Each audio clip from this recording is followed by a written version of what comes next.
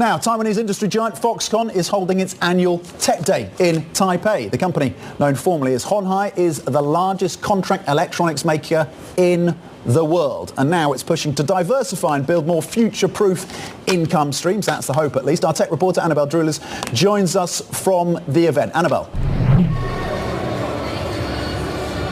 Thanks, Tom. Yeah, this is a really big day for Hon Hai. It's the 5th time they've ever held its Tech Day. It's also the 50th anniversary this year of the company. And as you said, it's that focus on what are the future growth drivers for the business. And there's no question today, yes, there's the focus on AIs, or rather EVs, but AI service is really what's grabbing a lot of investor attention as well. And I'm very pleased to say that we're joined by the chairman, Young Lu, this afternoon. And thank you very much for joining us. And as we said, Annabelle. Really so much attention is on the AI service and the market share that you're gaining in this area in particular. You just said earlier on stage that sales of AI servers made with Blackwell chips are doing better than expected. Can you share more details around what you meant by that? Yeah, the Blackwell demand very, very strong. As you know, Jensen called it, it's crazy. The demand is crazy. And we are building up the capacity. And the capacity is, as we mentioned, is probably very, very big, much bigger than we thought. So far, the shipping day will be sometime by the end of the year. So you're planning to start the shipments of servers, and the demand is better than you expected. What were you expecting, and what are you actually seeing? Can you quantify it for us? Okay, because there were a lot of saying about the compute. The need for the compute may be saturated pretty soon, but it looks like that the demand is still growing. So that's beyond our expectation. Again, if it's beyond your expectation, what was your expectation? How many, for instance, were you planning to ship by the end of the year? How many are you actually looking to ship instead? Yeah, if you talk about our shipping plan, I would say we plan to ship in the beginning of Q4, but due to certain hiccup with the super chip, so it's moving later to the later part of the Q4. From that angle, it's worse than what we expected.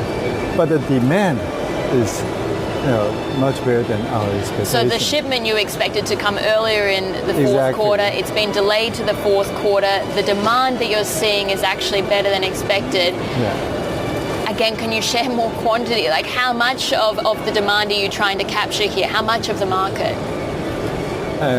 For that, I really cannot give you the exact quantity, because we just started to build it. Okay, but we see the demand is over what we can ship. So if you can't meet the demand right now, how long do you see that extending for? What sort of sales do you have booked going into next year as well? We see in maybe somewhere around 20,000, that kind of a number. You're looking to ship 20,000 AI servers made with Blackwell chips over the course of next year, is that right? Right. Okay, and any particular quarter that you're looking at in particular for that, or do you see it being spread out? It's not per quarter, that's a year. Yes, but per quarter, are you expecting a bulk of those to go in one particular quarter, or do you see it spread evenly across the course of this year, or next year rather? It really depends on, once we start shipping, the demand, whether the demand will change or not. If the demand doesn't change after we start shipping, and the demand will be even higher than we expected. So we will not know. What sort of capacity then? How much can you ramp up production, do you think? How many of these servers could you be providing to the market, do you think?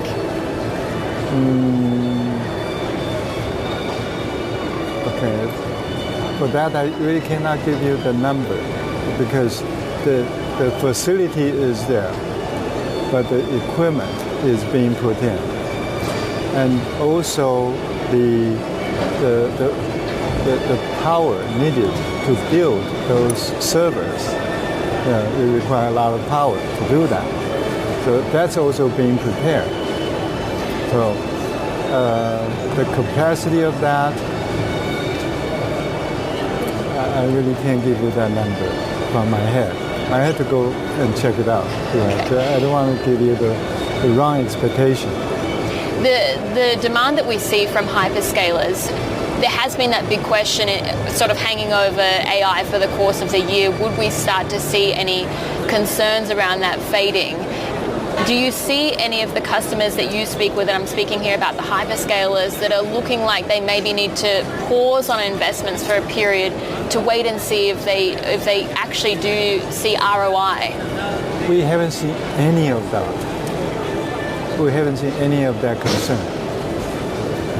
But you probably heard some analysts were talking about that concern, but from the market, we don't see, we haven't heard any concern like that.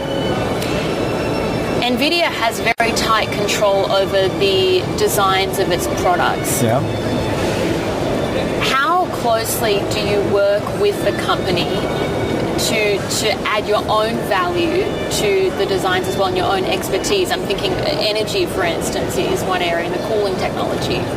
As I mentioned in the past, that Foxconn is most integrated, vertically integrated supplier to the server industry.